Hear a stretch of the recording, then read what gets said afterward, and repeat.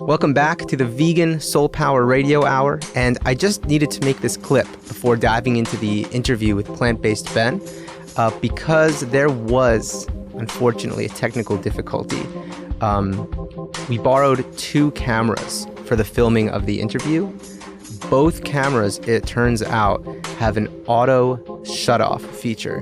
What that means is about 16 minutes or so into the interview, the cameras, boom, they shut off at the same time, which is a real bummer. Now, the whole conversation was recorded, the audio, so we have the whole conversation, but unfortunately, for those of you watching this on YouTube, you're going to notice about 15 or so minutes into this, the video just goes away. I hope you enjoy the conversation. I apologize for the camera malfunction. It should be the first and last time that happens. Thank you so much. Vegan Soul Power Radio Hour. That's the one. Vegan Soul Power Radio Hour. The Vegan Soul Power Radio Hour. That's the one. That's right? The one, dude. This has to be. Yeah, it's fun. Who wouldn't sign up for that? Who wouldn't want a piece of that? And then you just get to welcome people. You get to welcome your friends to the Vegan Soul Power Radio Hour. It's got a great ring. You think so too? It's fun. Yeah, it's the way to go. It's been a divisive name. Like, everyone I've asked, people either love it or they hate it. Really? Yeah. It's memorable. It sticks out, you know? Yeah. I like when you say it. So what is this again? Vegan Soul Power Radio Hour. The Vegan Soul Power Radio Hour. I love that. Yeah, I think it's good, man. Okay, cool. So that's what we're doing. All right, I think you go with it, man. Okay. You go with it. Cool. Being upfront, this makes me nervous, doing this podcast. This is nothing. I do this all the time. I think you have more podcast experience than me. I have a few. I've done a couple, but I'm super rookie. How does this experience compare? We're about 15 seconds in. Oh, they were way better.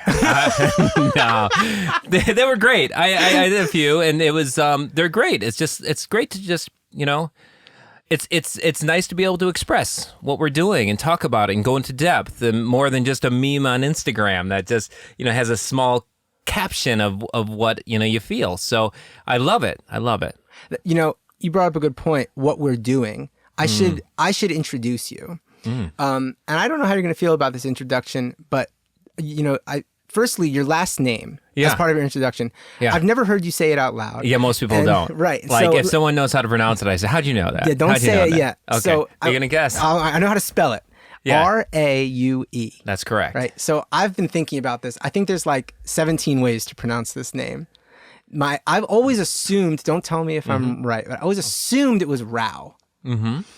And then I listened, I was doing my homework and I listened to another podcast you were on, and he was saying it was something like Rowie.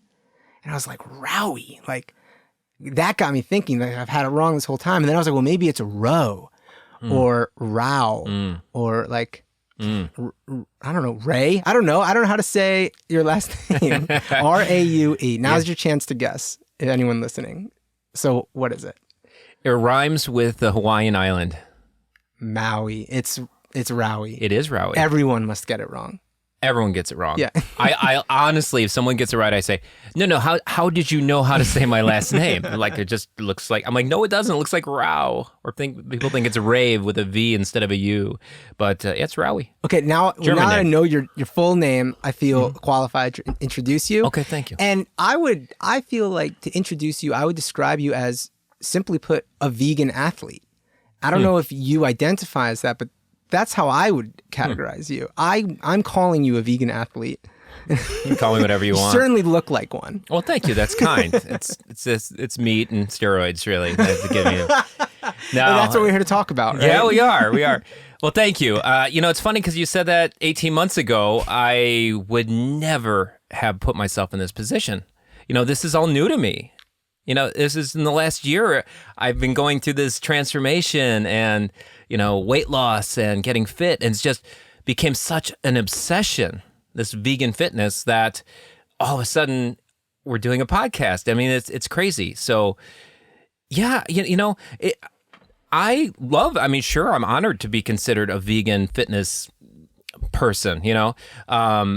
And at the same time, it's not why I went into that's not why I'm doing what I'm doing. It's to raise awareness for all the reasons, including health and fitness, and showing that you can get enough protein. That's one of the biggest motivators why I went this route in the first place. But, it gave me a platform to raise awareness for the issues I believe in. The most immediately obvious benefits of what you do as an athlete, and briefly, maybe before we even get to that, can you describe what you do? Sure. I'm calling you an athlete. Okay. But maybe another word we could use is ninja. Oh, a ninja. Yeah. Yeah, I like that I better, feel like please. you could put that in place of athlete, and it would be just as apt at describing what you do. Well, thank you. It's kind. I'm in terms of what I do from a career standpoint, I am a vegan fitness coach. So I'm an online coach. I help people to transform. It's not all about calisthenics and the things that I love to do, the ninja stuff, but it's about helping people figure out what it is does their transformation mean to them. Maybe it's losing 100 pounds, or maybe it's they're pre-diabetic and they want to get healthy, or maybe it is learning how to do a front lever or something like that in calisthenics. So For someone who doesn't know, a front lever is one of the many ninja moves featured on, I would say, your Instagram account. Yeah, that's one really of the where most many of it goes. Incredible moves you do. Well, thank you so much. That's really, really kind. I've been working on it for, it's such a passion of mine. So I help people to live happier, healthier, more conscious lives. Yeah. So it's interesting because I love following you online. And Wow, obviously our relationship started in person, Yeah. not through the internet, which feels kind of rare these days, doesn't it? Doesn't it feel like so many of your friends you met from behind a keyboard at this point? But no, we met in person. We did. But from afar now, watching you on Instagram, watching you, what you see are ninja moves and muscles, foremost. They're closely followed by a message, about the planet, about sustainability. But it's interesting to hear you say that the physique and that the muscles and the athleticism aren't necessarily at the heart of your reason for doing it. Would you say that's true? I think it's about health. It's about fitness. It's about everything. That's a great thing about veganism. It's Sir Philip Wollen says it's the Swiss Army knife to fixing all of these world's issues. Yeah. When we met, I told you I remembered when we were having dinner earlier. I told you I remembered our origin story. I know. I can't wait to hear I it. didn't want to tell you because I wanted to tell you on mic. So we met in Milwaukee and we did a Cube of Truth together, and everyone went out for dinner afterwards, and we sat next to each other. Yeah. And I remember you were this guy who was telling me about his transformation. It's how often you meet someone and within the first 5 minutes they're telling you about their transformation. I don't know if I've ever had a transformation, so you're having a transformation. Yeah. And then you start showing me pictures and you're like, hey, this is what I used to look like. And you were very real humble of me. No, and it wasn't bragging. It was just forthcoming. It was like, hey, I'm pretty psyched about the stuff that's happening in my life right now. Look, this is what I used to look like. And this is what I look like now. And also here's what I want to do. I want to start this Instagram account. And it was that early on. Yeah, you were saying I wanna create this community of people that are inspired by veganism, but they notice muscles and they notice abs and then they learn about sustainability. And you wanted to create this platform, built around fitness to educate people about veganism, about sustainability, about being kind to animals. And you wanted to use your body as the vessel for that message. And we sat and talked about that for a long time. And then you were getting into the weeds about social media. How do you get followers? How do you attract likes? How do you all, and that was going way over my head. And I was like, man, I don't know anything about this. And you probably don't either, is what I was thinking. And you have proved me wrong. Oh, well, thanks. Right, you have almost 100,000 followers. Followers, that's the word. Followers now, right? Not quite there, but getting almost. Close. Yeah. Yeah. So you knew what you were talking about. We'll see. A lot of luck, It's the point isn't to, it's cool to have followers, and I like to think of supporters and stuff, but it's the idea is the goal was originally I wanted to reach a mass audience to share the vegan message. I literally remember writing down on my vision board right after the transformation, what is my goal for the next year or 5 years and stuff like that. I started to write it down. It's like, I don't know how, but call them impressions, call it interactions. Impressions is kind of an Instagram word, but interactions.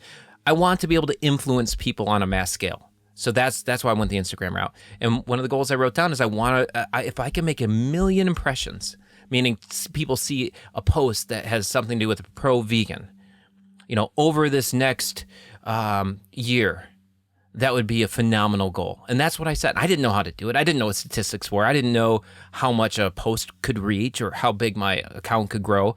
But I set that vision and I set that goal and I wrote it down and I looked at it basically every day. And, and now, I've been able to even exceed that, get that in about a month, is averaging that outreach. Yeah. So, I'm not trying to say, look what I did, but I'm saying, look what we can do. Yeah. Look what we can do. Because what you're describing, what you were saying, you wanted. I want to reach people with this message. I want to change minds. You and I were saying earlier, we want to save the world, right? We do. That's what we all want. It's like, so but we're afraid to admit it. Like it's too, it is lofty, but what the hell? We're here once. Let's go for it. That's the thing, at least everyone I meet in this vegan community, particularly in the vegan activist community, that's what everyone wants. That's why people are walking out the front door and getting active. That's why people are choosing to be vegan. They want to be part of the world that they'd like to live in. They want to change the world. For sure. Right? So I think that's something we all have in common. And it's so inspiring then when we see someone who we feel is actually kind of doing it, right? And reaching large numbers of people, inspiring groups of people. Somehow you figured out how to do that. Not that your work is done. Of course, you probably feel that it's just beginning, but you've been very successful at touching people and getting attention, right? Did you see it that way? Yeah. I mean, I guess so. It's like, it's great because where I was a year ago to today, it's evolving quickly and new opportunities are happening and there's, you don't know what's around the corner, but it's exciting and it's growing fast. But as soon as I get to the next level and catch my breath, I say, okay, what's next? Yeah. So it's, I feel like what can I do? Where's the limit? I think like with my own transformation, my initial one, as well as the current one on a physical level, as well as my calisthenics goals. It's like, what's possible? That's the question I constantly ask is what's possible? And I seek out, I call it my magnificent obsession. For me, I think what really motivates me, as well as I believe all of us, is to get a goal that is exciting, and like, wow, what if I actually pull this off goal? Yeah. And that fires me up. If it's kind of like, I'll lose 5 pounds, it's like, well, what good is that going to do? But if it's like, what if I can actually try to do this? Whatever it is, fitness, in any project that you're working on. So that's what fires me up. Yeah. That's amazing. I mean, it just makes me think earlier, as over dinner, we were talking about one of your previous goals. You seem to have a pattern of like creating some pretty lofty goals for yourself. One of which in the past has been reaching enlightenment. I understand that was just between us. Was it? Now they're thinking I'm crazy.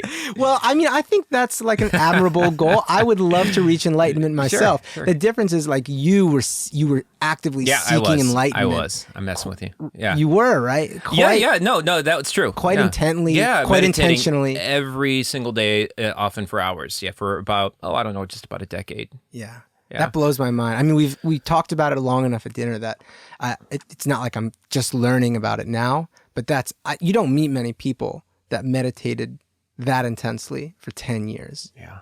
Do you feel like what you took from those 10 years is something you're carrying with you now? I don't know. Maybe I was just sitting around with my eyes closed the whole time. I don't know if anything happened or not. I don't know. Yeah. My eyes were shut. I don't know what's going on. It's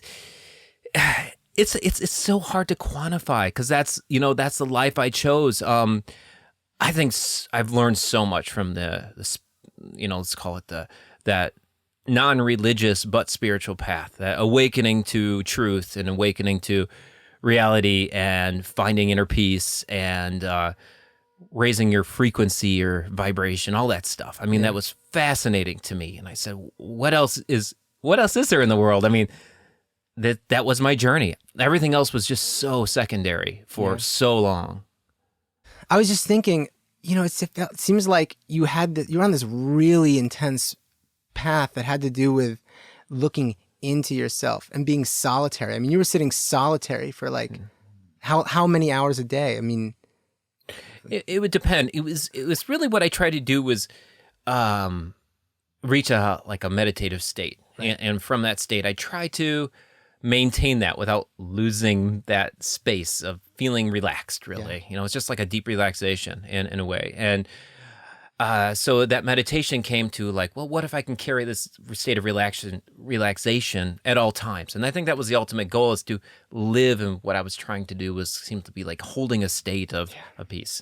Well, I find tremendous value in that. And I succeed at it sometimes and I fail other times, but particularly with the type of activism I'm doing, where I'm approaching, I wouldn't say I'm approaching, but I'm engaging with strangers who I've never spoken to about what quickly becomes like a difficult topic, and a topic of ethics, and a topic that can easily make somebody feel very guilty. And people react defensively, people react angrily.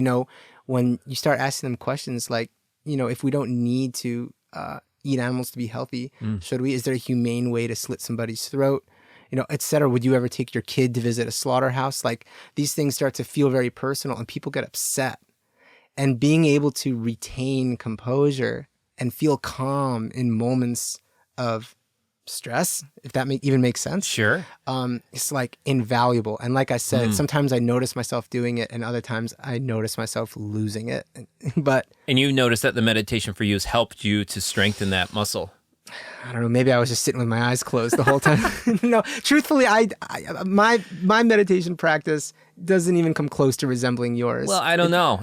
Everyone starts. I think probably one of the reasons I did it so intensely was because I needed it so badly. Yeah. I lived in a pretty significant state of anxiety. Just a quick story. I was. This is going back about 10 years ago, or so, and I was in such a state of anxiety. I had really bad digestive issues. This is pre-vegan and everything, and I took one of these tests online, like a WebMD, but it was like a pretty detailed test. I mean, it's like it was totally bro science test, but whatever it was this like 50 questions, and then I'm like, what do I have? What's your zodiac sign?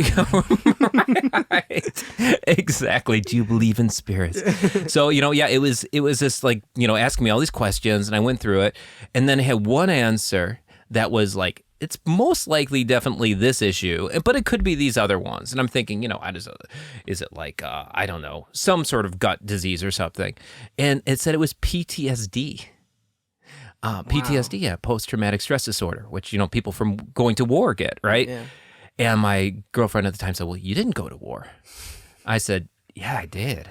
I've been to war with the pharmaceutical industry, with the agriculture industry, with, protecting the rights, and I got so passionate. And just like any activist, when you start to like wake up, you go through depression, you go through these cycles, and you go through such stress. And I was so overly whelmed and stressed, not knowing how to try to make change or make an impact. But I just realized I was just toasted. I was really there was some real trauma that I was experiencing from trying to be heard and not knowing how to do it. Where in your journey? When in your journey was this happening? How long ago was this? You know what it was? That was right after my father got diagnosed with cancer. Okay. Yeah. So actually, come to think about it, that was 8 years ago now. Then. So he got diagnosed. I started researching on cancer therapies, and because he got a grim diagnosis, it was only like a 3% chance to live 5 years, 10% chance to only live 2 years. Right. And he's well now, and it's 8 years later. But that led me down the path to like research what's out there and looking at scientific based therapies that were different protocols that were alternatives to the mainstream. And what I found just blew my mind. It just blew my mind, and it just opened up my mind to healing and why are we taught one thing, and why is something mainstream when there's other solutions out there? So I just went down the rabbit hole at that point. And Was this happening as he was undergoing traditional treatment as well? Was this like supplementing kind of what we think of as standard cancer treatment? Yeah. Or was this in place of it? It was, we looked at both options for him. Okay. Yeah. And so what he did was called an integrative approach. So what they do is basically they did the chemo, radiation, and surgery, but even based on the doctor's numbers said that he only has that 2 to 3% chance to live, even if he did all of that. So he did all of that, but he also did an integrative approach where he basically means like other things to add on to it. So integrating diet change, detoxification, alkalinity, oxygenizing his body. So it was this dual approach. So he was still doing all those things. And, do we know if this addition was the reason he survived? Do we contribute it to the integrative approach? Who's to say?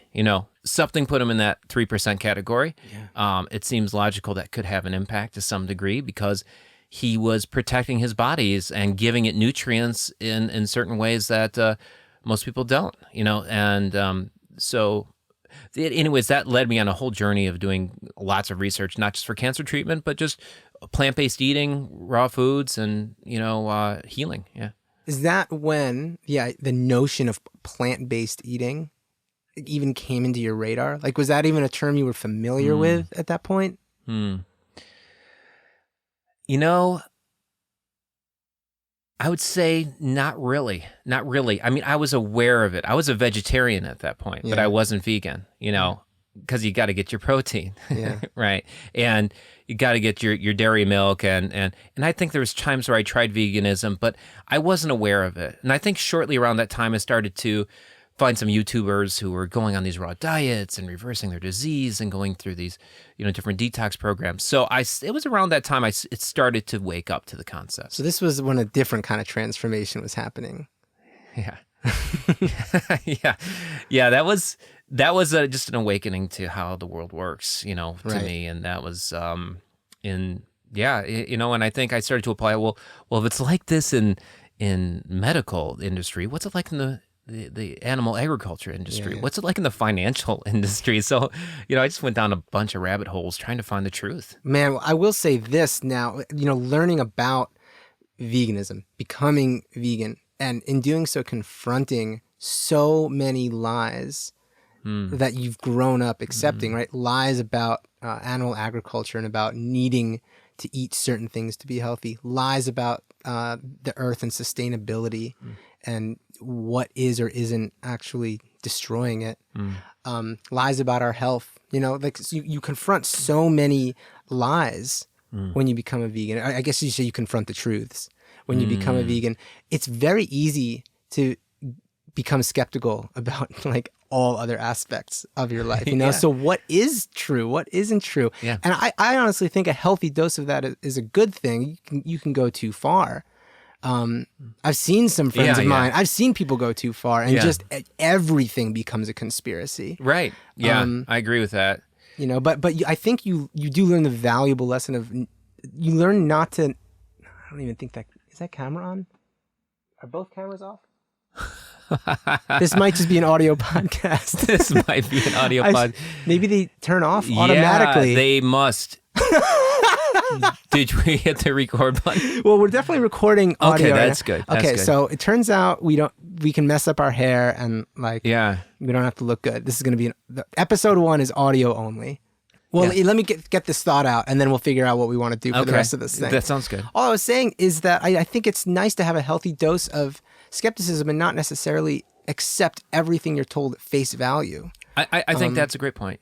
That's all I was really trying to get out there. No, and I mean, don't mean to jump in, but I'm jumping in because so they go, oh, okay, well, this guy is, into all these crazy conspiracies or something, just because I'm saying I'm opening my mind to these areas. I think you got to take it and analyze and do critical thinking to just question everything to see what's true. Because if we trust things at face value, there are so many things that we rely on everyone else to think for us, to make decisions for us, but I think we need to have there's nothing more important than critically thinking and evaluating and looking at both sides of all topics and evaluating and looking at the scientific data and what's peer-reviewed and where are these sources coming from. It's not just hearing something from somebody and jumping on board and getting excited about it. So yeah, I just want to stress that point that, despite the deep research and, you try to look at it with a critical eye. Yeah. I've found tremendous value in that too. And you know what that has led to is me learning to say I don't know way more than I used to. I know everything. Yeah, I used to have a very strong opinion about everything. And you pick any like heated political issue and like I had a strong opinion on it. Like Right. I had the right answer. Yeah. And I've learned, maybe I should say I'm learning to feel more and more comfortable saying, yeah, I don't know. That's a complicated one. Mm-hmm. Just because I think saying I don't know puts you in a position to learn and to inform yourself. Yeah, and if you think I already know the answer, you automatically don't open yourself up to learning new perspectives. Yeah. Yeah, it's a very rigid way of thinking. I think it's very dangerous. Let me check in with you real quick. Yeah. This is your third podcast ever. Yeah. This is my first. How you feeling? I feel great. Your questions are phenomenal. I mean, yeah. Are you just saying that? No, honestly, I you can leave this in or out. It doesn't matter. I'm leaving this in. This will be the opening to the podcast. Benny, you're my favorite. Honestly, no. You ask great questions. As you were saying this, I'm like, man, you got a future in this. You really, really do. Whoa. Yeah, Thank you really you. do. Yeah. Okay, this is one I really wanted to ask you, and I'm glad I looked at my notes. I do a lot of activism. I talk to a lot of people about veganism, and one thing I hear a lot from, quote, older people, and by older, I'm really talking about like 40 and up. So I don't, if that's what it is, but people 40 and up, I hear a lot of people say, I'm too old to change. Like I would ask them, what would stop you from going vegan? Why wouldn't you want to do it? What would hold you back? A lot of people say, I'm too old, How old were you when you went vegan? 40. You were 40. No, 42. 42. Yeah, because it's been 4.5 years, maybe. Right. And then after which underwent this transformation, which we haven't actually talked about yet. We'll get there. But underwent a transformation. Now you look like a warrior ninja. And what is it like for you to hear people say that? Not warrior ninja. What is it like for you to hear people say, I'm too old? Although, actually, I also want to know what it's like for you when I call you a warrior ninja. I forgot the other part. I just heard warrior ninja. Yeah, let's talk about warrior ninja, and then we'll talk about the other one. First of all, I've been fortunate to train with a couple guys that do that because I am by a local ninja gym. And, they've got a skill set that I don't have, but I'm working on. I'm just getting into parkour now. Hardcore parkour. Hardcore parkour. Yeah, well, not hardcore yet. It's like just a simple. It's basic. It's a different skill set than calisthenics. It is. Okay. It's interesting because some of the ninjas, they can't do some of the stuff I could do in calisthenics, but they can blow me away at at the ninja stuff. So it's a different skill set.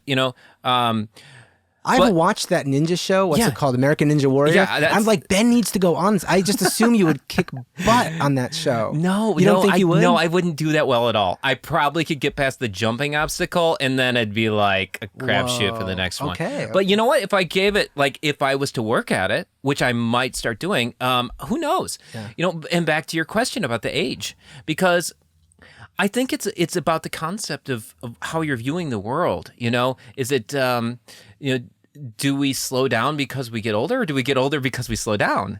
And I'm feeling at the strongest I've ever been in my life, the best shape just overall I've ever been. And it's not that I wasn't athletic. I mean, I was always a fairly active person.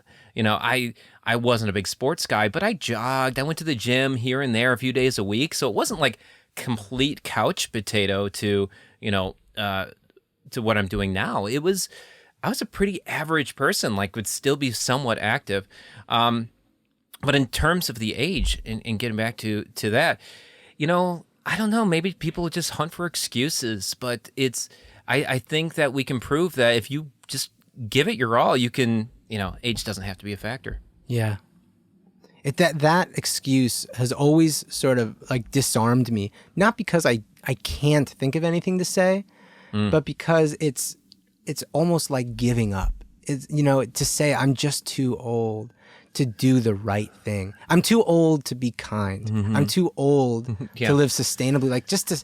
just hearing somebody say that is like emotionally disarming, at least for me. That level, it's really like some deeper level of like giving up that. Yeah, it's just an excuse, you know. Well, I'm a little older. I can say I'm too old, and maybe he'll leave me alone. Maybe, yeah. You know, a lot of the time, with the excuses people say that I have a hard time even fully comprehending. Like one of them would be that, you know, I'm just too old. And another completely unrelated example of an excuse I hear that is sort of disarming for me is the food chain. Because to me, both of those excuses kind of don't mean anything.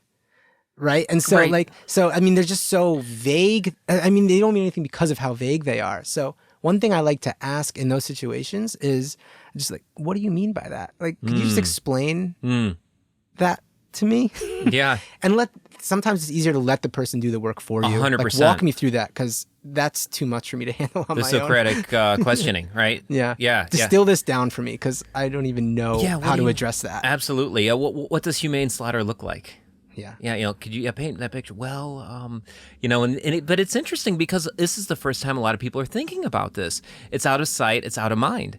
That's why when someone sees Dominion, they see Earthlings, they see certain clips, they just shift, and something hits them. It pierces their soul, and that's when, you know, when we talk to people, we know the other activists or people who've been vegan or really hardcore, it's like they've seen the footage that is hidden from view for most people. People say, I cannot, I love animals, I just can't watch that. But it's like, how much do you love the animals? Just seeing a few minutes of that can change someone's life forever. Yeah. Yeah. That the forms of activism that involve being up close, either to slaughterhouses or to animals or to farms. It could be going to a vigil, or it could be like an actual civil disobedience kind of disruption. Are those forms of activism that you're curious about yourself?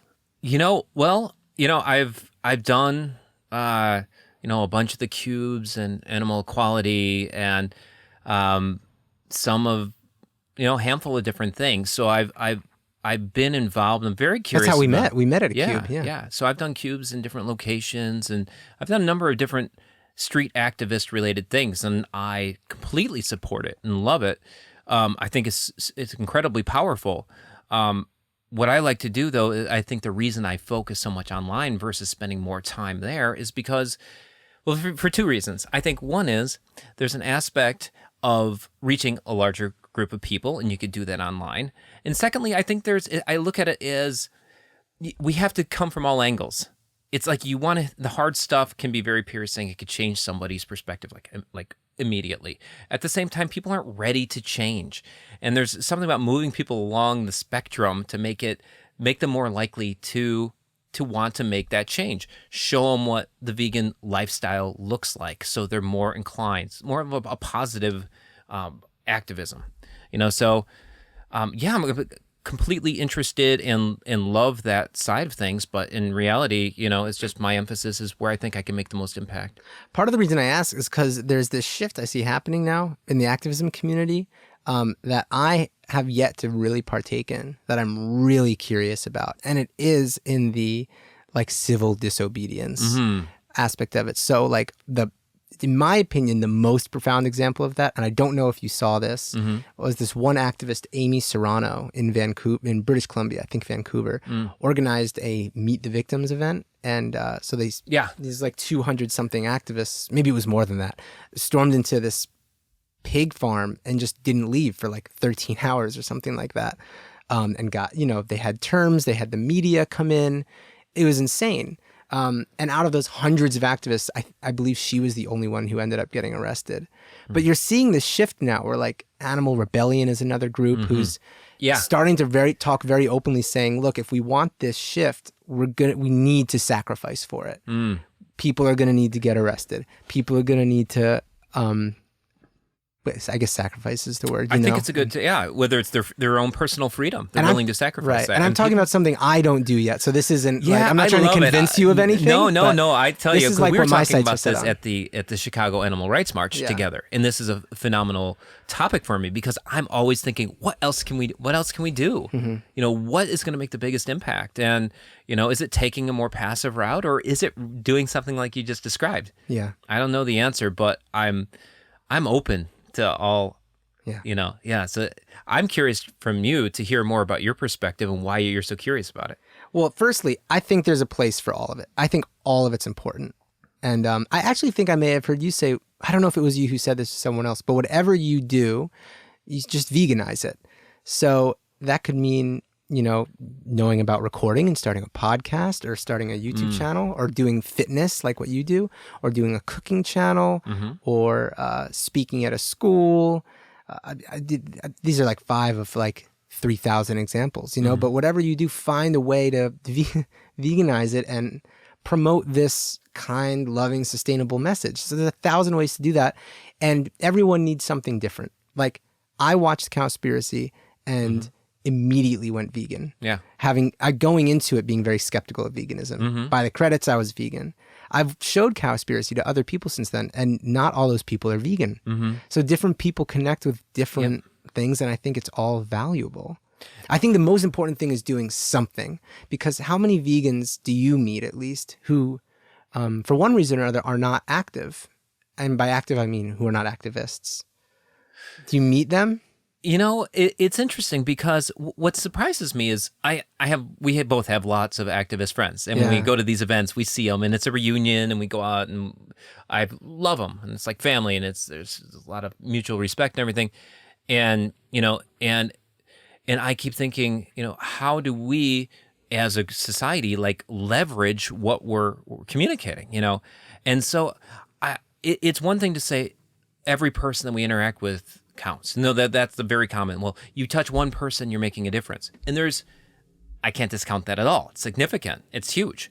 But there's also reality that the vegans are 3% of the population if still. If that. Yeah, if that. And when you think about it, it's like every time I go to the grocery store, I'm reminded by people in front of me, behind me, and everywhere in line. It's like, my gosh, people still drink cow's milk. I forget that. But I think, yes, it's great to reach one person and to touch one person, but we have tools now to reach thousands and thousands and thousands of people. And you don't have to be an expert. You don't have to be a fitness pro. But like you said, you find some sort of strategy. And if you really want to be an activist, I think we got to bring things to the next level. Take your activism, put that online. And it's one thing just to say, well, I put it online and not much is happening. But let's think strategically. Why would people want to follow you? How do you, in a positive way, like how do you construct this message in the most positive way to attract people in? How do you reach out? Are you using hashtags? Are you posting this in your story? How are you, building your platform? So I think that if we're activists, but we're leaving out the aspect of reach, and how far we can go with that reach, we're underutilizing what we have to offer. Right. So like 2 really important things here. Okay. The first is like the importance of activism initially, right? 100%. That's like base level. And you and I would probably both agree it is important. And what amazes me is I'd be surprised if 10% of vegans were activists. I think it's less. Oh, right? yeah. But let's just say, I mean, it's 10%, right? What if, and it depends how you define activist too.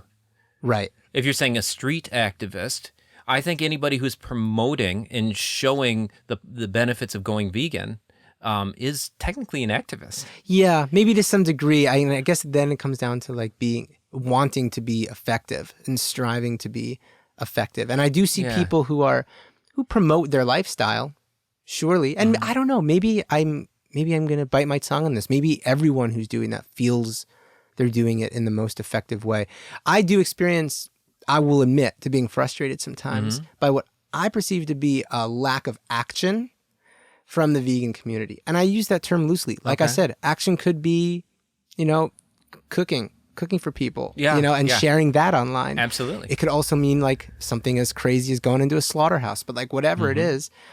And here's why. Let's pretend that 50% of vegans are already activists, Okay. which obviously isn't true. But let's say half vegans would describe themselves as activists, right? That means that if that number just doubled to 100%, we'd have twice as many vegan activists in the world, right? But the numbers aren't even that crazy. Maybe 5%, 3%, 2% of vegans are activists. So if we could just get it to, instead of 2%, 4%, or if we could go from 5% to 10% of vegans being activists, that's still double the activists, And I'm going on a bit of a tangent here, but I would love to find a way to inspire more vegans to just simply become active. So that's the first thing. Okay. All right. I love that. Let's table that and come back to it. Love Put it. a pin in that. Okay. What I was working towards this whole time was what you were touching on. Like once you decide to do that, okay, I want to be active. I care about this. I want to talk to people. I want to change minds. I want to engage. It's like, how do I do that effectively? And that, to bring it back to where we started, is something I think you do so well. I know I can learn from you. Probably most people listening to this could learn from you. Do you feel like you know how to articulate why you do it well? Yeah, I could share some strategies on that. Yeah. It's interesting because when I started the, plant-based Ben, it was vegan Ben. No, that was taken. Benny the Vegan. Benny the Vegan. My mom's still upset with you, by the way, about that. I can't believe you got that name. That should be you. So she said. Did you tell her you're on Benny the Vegan's podcast? Yes, now? I did. She's excited about that. Oh, she is. So she's not too she mad. likes you. Yeah. Okay. Yeah. And so the strategy that I started putting in place was, okay, how do I make the biggest impact? And so it was creating a platform. I'm not a good cook. So the fitness was the route I decided to take, and I was totally inspired by all those fitness guys. I thought they were great, and I saw the impact they were having. So that's the path I chose to create a platform. So I just started researching like crazy, and to figure out what actually works for Instagram in terms of reaching people and thinking of things, for example, offering value. Okay. So when I'm offering a post, it's not just a picture of food, but if it's a picture of food, it almost always has the recipe in the caption. So I'm offering value. So someone might say, oh, this person's leaving recipes. I'll follow this person back. So I'm always thinking to myself to have the right combination that's going to inspire and offer value to people in my account. So every post I'm doing, I'm thinking, how is this going to inspire or offer value? Maybe it's in the sense of humor. Maybe it's in the sense of knowledge. Maybe it's it's something they can take, some sort of information they could take with them. So it's that, I think, is one of my key strategies, is offering value to people and not just showing, pictures or something like that. Yeah. So much of like the activism you do is like health centric, although you do tie in ethics and you talk about animals and you tie in sustainability and you talk about environmental destruction. But when it comes to like addressing veganism to people, do you feel that it's enough to talk about health? Like if someone were to discuss health and simply leave it at that and address the health concerns related to a vegan or non-vegan diet, or the health benefits of a vegan diet, do you think that's enough? It's interesting because I think it's like a funnel, and you get somebody in the funnel and they come down and then they become vegan, right? So many people I know went vegan for health. And when they're in a position where they're vegan, they were open-minded enough to go down the rabbit hole a little bit further and investigate. So yeah, I would say 70% of maybe lately what I'm doing is health related. Yeah. But at the same time, for example, animal videos. I'm always constantly thinking, how do I get a happy cow video? A cow, laying on the couch next to the dog, loving in a loving family. So people can make that connection on a positive level. Well, those, in my experience, those posts can go viral and 20, 50 times more views and engagement than showing some of the slaughterhouse footage or posts like that. However, I'm not saying this is bad. I think there's absolute value, and we got to come from all different angles. For me, I think one of the reasons my platform's been successful is because I continue with that positive vibe and once in a while, I'll put some sprinkles of some harsher content in there, but I do it to make it a sweet spot. So it's just right where people are not going to be turned off and still feel the positive vibe, but yet break through some of that news and some of that knowledge about the facts and the harsh reality. How does it go over when you do that? Right? So like, Thursday morning you wake up, you go to the playground, you do your ninja moves. People see it, they love it. You go home, take a picture of a smoothie bowl. It's gorgeous. Everyone's jealous. Then, you do a little like selfie update. And then all of a sudden, middle of the day, boom, like you share something about the dairy industry or eggs. How does that go over? It's interesting. It's rare that people comment in a harsh way. I think a lot of people, I think probably the silence is an indication that people, whether they're commenting or not, like the engagement's lower. When I post things like that, people are seem less inclined to want to comment or like it, but I know the same percent of people are basically seeing it. So it's good to me to know that, I'm getting those messages out there in just the right dose that still keeps people around. Yeah. And at the same time, educates them and hopefully makes an impact on getting them to change. It's interesting that you're viewing that engagement like with such a positive mindset. It's something I've experienced but felt frustrated about, and it's something you're finding positivity in, which is that I'll share something that is just some sort of expose about egg hatcheries or dairy farms or something about a slaughterhouse, even maybe a place I visited, and it gets some level of engagement. The other day, man, I shared a video of a tofu scramble we were making, and my phone was blowing up for like half the day from this tofu scramble post, you know? And I mean, it's like nice that people are interested, but it's just frustrating at another sense because this isn't about the tofu scramble. Right. It's not about that. Yeah. Somebody asked me, and I was kind of in a more activist-based mood, let's say, and someone fired up, and someone said, "What's the best benefits you're getting from your vegan diet? Instead of lifestyle vegan diet?" And I said, "Peace of mind." Yeah. It's just it's not about the abs. It can help you with that, but it's so much more. Yeah, I had this conversation recently where it was a long conversation and it was going really well. And the woman I was talking to said something like, you must feel different. She said something like that. You must just feel different eating this way and living your life this way. She meant it in a positive way, She was feeling inspired. She has since gone vegan, by the way, and has told me as much. But and the way I described it to her, I said to her, it's hard to put into words, but it just feels good not to hurt others. And particularly once you can confront that you have been your whole life, that is hard to confront. But I think the quicker you do it, the less it hurts. It's like ripping off a Band-Aid. It's like just you confront that. And from that point on, it just feels so good not to. And I think it's important. Like a lot of people ask me the question, well, how long does it take to go vegan and how should I transition? And, should I do this in steps and stuff?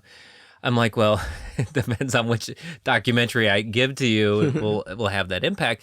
But I think a part of it's strategy. A lot of people, it's like if you try to go out there and just do it on your own, it's a lot of guesswork and it can be frustrating. And you try eating salads and carrots because you think you're supposed to be eating, fruits and vegetables all day. But in reality, you can have these amazing dishes and you can have a replacement for basically everything now. And you can hardly tell the difference at all in terms of the taste. So, I think it's just critical for people to understand that it's to follow proven recipes and to learn from other. So much content out there. So how long does it take to go vegan? Well, as long as you decide to just go out, find, get a free meal plan or whatever, and just stick to that and start off. And you can do it overnight, It is, and if you make a mistake or you slip, just get right back on. Yeah. I will admit, I will gladly admit that I am not good at answering that question when people ask me, or the idea of incrementalism when it comes to veganism. Yeah. I don't handle that question well. I think that I do a disservice to some people when they ask me that. I was vegetarian already, not knowing that there was a single reason to be vegan. But, like I said earlier, watched one documentary and that was enough. It was like, oh my God, like I could literally save the world. Like I can be Superman and I can do it by changing what I put in my coffee. I can change it with breakfast. Like I could save the world with breakfast. It was like that. I couldn't believe it. So it happened immediately. Yeah.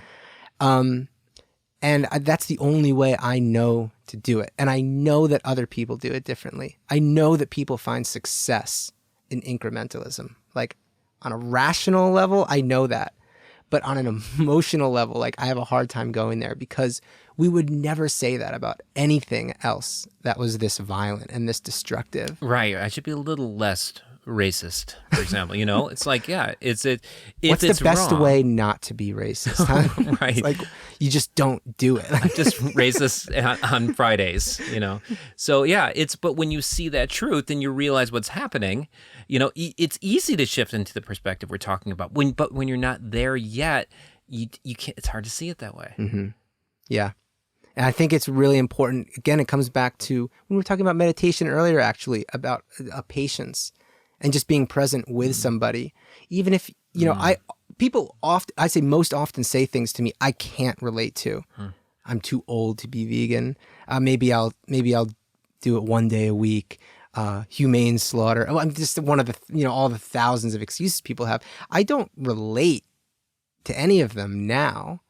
And yet I think it's it's not so hard to take a breath and step outside of yourself and just be with them in the conversation. You know what I mean? I'm sort of contradicting myself because just a minute ago I was saying I have a hard time answering that question, but I do think that just stepping outside of your feelings. Because when we were there. Yeah. We were there. I mean, maybe there's one or two exceptions, but there was some point, whether it was a month ago or 10 years ago, we were there. So we have to recognize that if we want to be effective, we have to have the presence to listen to them, and be able to come in from a standpoint of love and patience. And I think a lot of what I'm trying to tell everybody, and they're just not listening to me. We've all been through that. And a lot of it's because of that intense tension that we hold inside is the vibration we're carrying. And people are like, whoa, I don't know why your eyes twitching when you're looking at me, but you look very angry, then the stereotype of the angry vegan, Yeah. And I was there, and at times I feel like I go back there and say, oh, no. So do you have that? Because it does not come across in the content you put out there on your Instagram. Like if there's anger and frustration there, you do not show it. I'm thinking about creating this post, so I'll do it verbally. Okay. Okay, all right. So it says, on the outside, I say, hey, why don't you enjoy this nice vegan smoothie bowl? It'll make you healthy. But on the inside, I'm saying, we're destroying the planet. We're killing harmless animals. Please just, go vegan. Yeah. So I have that in my heart. But I tone down my message, because that's what I feel is the most effective path for me and my style is to reach people from that level of communication, to say, hey, this is a warm, friendly lifestyle. It can be sexy. Mm-hmm. It can be fun and vibrant and alive. And I think, we got to paint that with color. And there's a lot of black darkness and for good reason, because there's a lot of black darkness in what's happening. Yeah. But I think that, using light and love to break through is effective.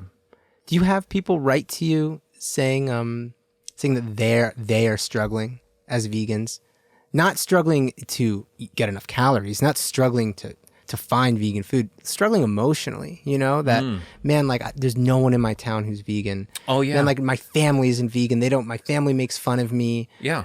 All the time. No one understands why I'm vegan. Do you get those? It's funny because I'm working on creating a vegan community type of structure to bring people together because of that reason.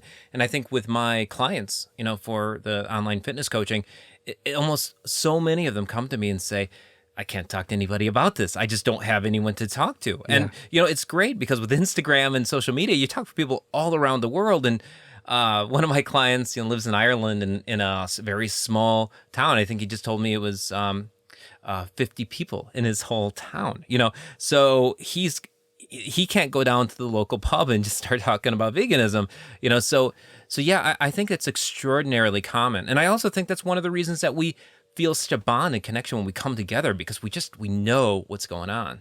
Yeah. It always does feel really good to be amongst other vegans. Yeah. And not everyone knows that, because I know there are a lot of vegans that don't really know other vegans. That's why actually that's one of the reasons I find so much value selfishly in activism. I agree. I it admit gives me peace. I admit in a sense it's selfish. And yet I think having that peace, as you described it, becoming a part of that community actually makes me a stronger advocate for veganism. Having a friend group, having a group of people that who you relate to, it I think calms a lot of the frustration and the anger, having a community. Community is a powerful thing. Oh my gosh, it's everything. And back to what you were saying about the percent of people that, what if 50% of the vegans were activists? I'm glad you tied that back. Let's go back to this. I'm glad you tied that because I really think that we both have the same vision as how do we make a vegan world, which sounds, that's ridiculous. The vision I put together was, the one I have on my vision board is this. Okay, it's kind of embarrassing. I don't share this too often, but this is what it is. What's a vision board? A vision board? I've never had one. Okay. It's basically you put your goal down in in writing or whatever, in an image, and you look at it on a regular basis. And that visualizing and seeing your goal already accomplished helps to set your mind subconsciously to achieving that goal. So you become what you think about most often concept. So it's like affirmations. So it's like a visual affirmation. So the concept that when you see this thing already accomplished, like for my transformation, my fitness transformation, I had the person I wanted to look like afterwards on my vision board, Frank Madrano, and a couple other of these athletes. And I would literally look at that every day. I even looked at some really good before and after transformation photos, and those are on my vision board. So these different pictures I would look at every day. And it's the law of attraction. So this is like literally a physical board you had up, like in your office. It was an Excel spreadsheet I put it on, and now it's on an app that I use. But yeah, it's the same concept. Yeah. It's something you would just walk into the room and see, like every day. I turn on my computer every day. Yeah. I look at it, I visualize it, I write down my goals. Yeah. So sorry, I needed to know what a vision board was, but you were in the middle of explaining. You were on a roll, and I cut you off so you could explain the vision board that's to me. important. That's good. Yeah. So, in terms of this, it's how do we do it? that's what it was. That's the question. How do we do it? That's what everyone wants to know. Well, here's what it is. It's like someone said, well, you can't make everybody vegan. Okay, that's fine. It really is. But there's a concept of a tipping point. You familiar with that? I am, yeah. Yeah. So it's like the idea that they always say, like, in order to create a tipping point, 10 to 15%, it depends on what book you read or whatever the topic is. But the idea that if we can create a certain amount of people vegan, then the momentum will just exponentially. It tips the culture. Yeah. So my vision board right now, it's actually my desktop. When I look at my computer, it's in the screen in the desktop. It says, be an instrumental part leading a vegan revolution, making vegan the norm by 2023. So maybe that's not everybody's vegan, but it's the norm. Mm-hmm. And that might sound like insane, or we might be laughing at this in 5 years saying, of course, everyone's vegan. But I mean, when you think about it, look what's going on with the fast food restaurants. I mean, there's been more growth in this last 9 months than there has in the last 9 years, you could almost argue. Yeah, of course. It's incredible that how normalized the word vegan is in our culture. Totally. Is something I noticed compared to my having gone vegan 4 years ago. When I went vegan 4 years ago, and I was so psyched. And I told my friends and my family. Everyone thought I was like extreme, and that I was kind of like out of my mind. I was doing this out there thing. Now everybody knows a vegan. At least a vegan. Yeah, or at least knows what it is. I mean, you go into Target and there's a vegan meat section now. Yeah. I mean, that's huge. You go to Burger King, there's a vegan Whopper. Yeah. So I mean, it has become, my neighbor, he's 80, and I had my Powered by Plants t-shirt on. And he goes, "Oh, are you vegan?" I'm like, how did he know that? That blew my mind. Yeah. So it is becoming mainstream. Yeah. And when I think it's accessible enough, back to the original question, how do we make a vegan world? Yeah. First of all, we have to make it accessible enough for everybody and convenient for everybody. If it's not convenient, people won't do it. But now with fast food and all these restaurants making it almost a standard if they want to keep up with this quote unquote trend, Yeah. they have to get these things in place. And when they do that, I think people, given the option, I had heard that when the vegan Whopper first came out, they were being ordered at 50% of people who were ordering Whoppers were ordering the vegan Whopper.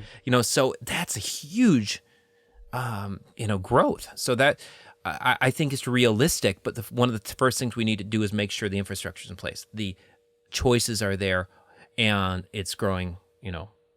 As I said, exponentially. So we're on our way from that perspective. That's one of the key things we need to do. Mm-hmm. One thing I thought you were going to say when you tied it back, when we were talking about community, and you tied it back to changing the world and inspiring others. I think I always try and like communicate to. I shouldn't say I always try, but when I talk to non-activists, like vegans who are not active, I like to tell them about like my foray into veganism. Those first 6 months for me were like the hardest 6 months because I felt really alone for those 6 months. I was lucky enough to do it with my girlfriend, so at least I had one other person, but I was very upset because I was just seeing my friends and my family 3 times a day ordering and consuming not only products of abhorrent violence and animal abuse, but products that were destroying our planet. I mean, just, ensuring a non-future for our species and for life on this planet, animal products being the leading cause of environmental destruction. So I was just seeing destruction and violence and abuse like all around me and my friends and family. I felt very alone. I didn't know how to communicate that. Yeah. And I was holding in a lot of negativity. Maybe not all vegans are this way. Like maybe some vegans like go vegan. Super common. Yeah, maybe some vegans go vegan and they make smoothies in the morning and they're just happy. But I think a lot of vegans also do feel like frustrated and feel alone. And for me, my saving grace was activism, in large part because of the community I became a part of. Yeah, I agree. And then I think also because it helped me develop tools to communicate my beliefs and advocate for my beliefs, which is something I had no idea how to do before. I was angry, I was upset, I cared about it more than I cared about like anything, it felt like, and I had no idea how to talk about it. So we were talking about that before, about the, even depression that you were going through and this challenge, of this overwhelm. It's the stages of, I don't know if it's the stages of grief or whatever, but most of the people that I know that have awakened to this world and what's going on with the animals and what's happening in the slaughterhouses. When you really, really see that, you start to wake up and say, okay, you want the world to go vegan. You want to scream from the rooftops, and it creates this depression because you're not finding that outlet. And I think that, community is the best way to do it. And I think social media is a great way for us to connect, but I 100% agree with you. That getting out there and how did that shift for you? Because I'm curious how you evolved in that process. Was it starting to get more confident, starting to communicate better? And when you were going into the outreach, did you start to incrementally like, all right, I'm getting a hang of this. I'm feeling better. I'm feeling like I'm making an impact. And that started to... It's so the opposite of that. Really? It was, I went in head first. So picture me a couple months into being vegan, so angry and frustrated at, the violence around me and that maybe like the apathy, and had no idea how to communicate about it. I'm just angry. No one wants to be around an angry guy or a sad guy. I'm not saying there's anything wrong with feeling those things, but it's not an inspiring way to be. It doesn't pull people in. And for some reason, I just like YouTube recommended some activism video to me. It was a Joey Carbstrong video. It was totally random. I don't know how YouTube knew, but it knew. YouTube knew that this was the video I needed to see. And there was this Joey Carbstrong video. I think at the time it was called like My Best Debate Ever or something like that. And it was, my mind was beyond blown. My jaw dropped. I couldn't believe it because this was somebody out on the street talking to a complete stranger about the thing I was so passionate about and being given every excuse in the book for not being vegan. All the reasons not to be vegan, right? We're the food chain. We're omnivores. We've been doing it for thousands of years. What about protein? Humane slaughter. I buy meat from my local butcher, et cetera, et cetera, et cetera. And he was so educated and so able to just answer everything like calmly and intelligently. And it was like he was doing a dance with this person. I was like, I have to be able to do this. I don't know. I just immediately connected with it. It's like, I need to be able to talk to people the way this Joey Carbstrong guy is talking to people. And so I was like, well, obviously I have to join an AV group, Anonymous for the Voiceless. So I looked up the local AV group, but there wasn't one. Didn't exist. So I was like, well, I guess I'm going to have to start it. So I started. That's bold. That was when I was living in Nashville at the time. So I started Nashville's Anonymous for the Voiceless chapter. And the first cube there, I was the organizer, and there was like a good turnout.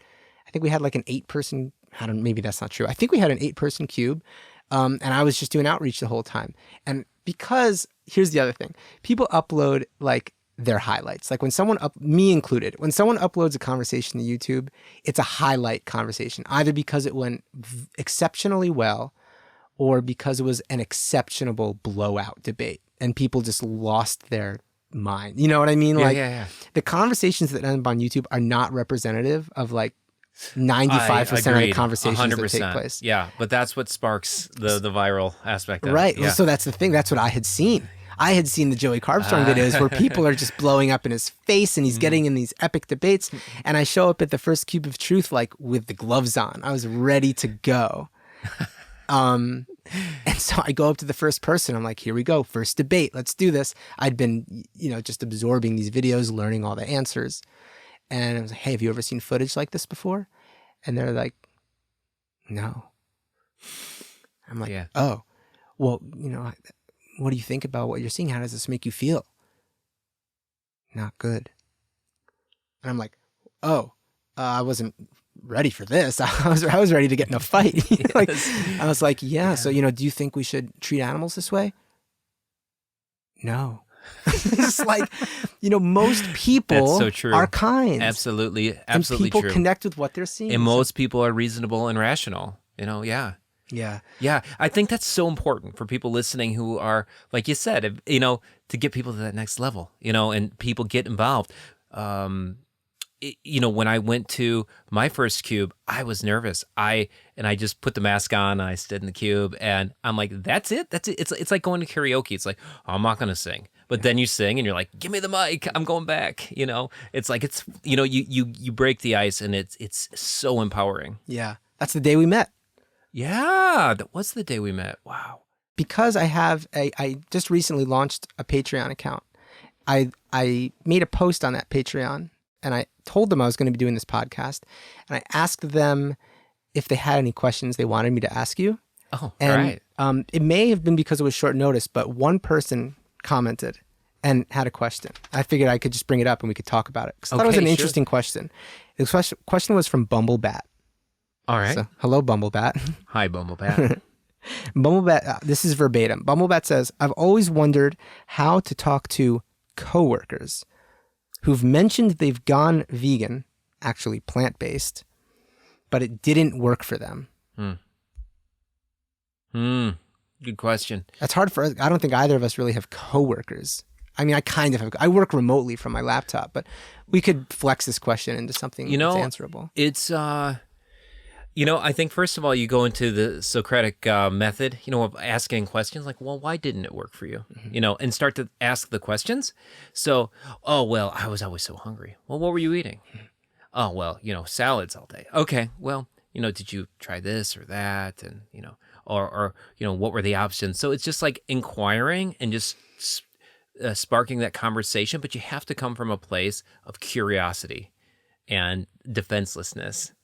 Because if you're coming from that place of, well, that's ridiculous. It's easy to go vegan. You're gonna push people away. I think you again have to come from that perspective.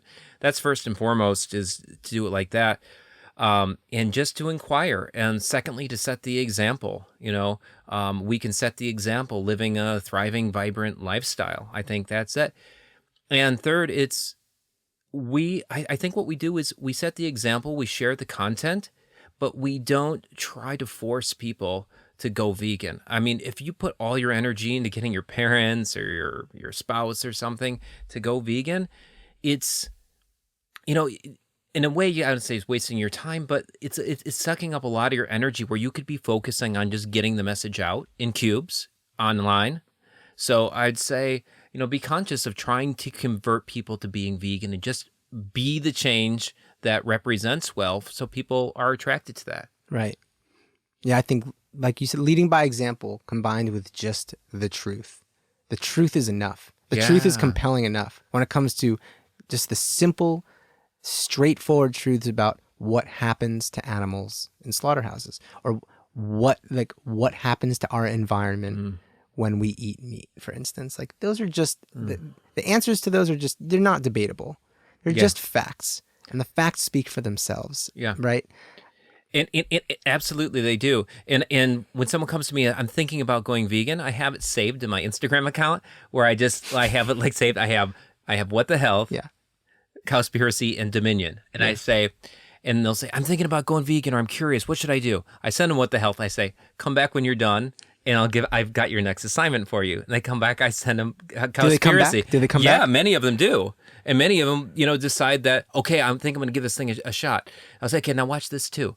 So it's presenting. Sometimes when we try to articulate and communicate all this information and summarize it into, it's very difficult to do. But if you can literally get somebody to sit down, watch extremely organized, well-documented, peer-reviewed, factual documentary,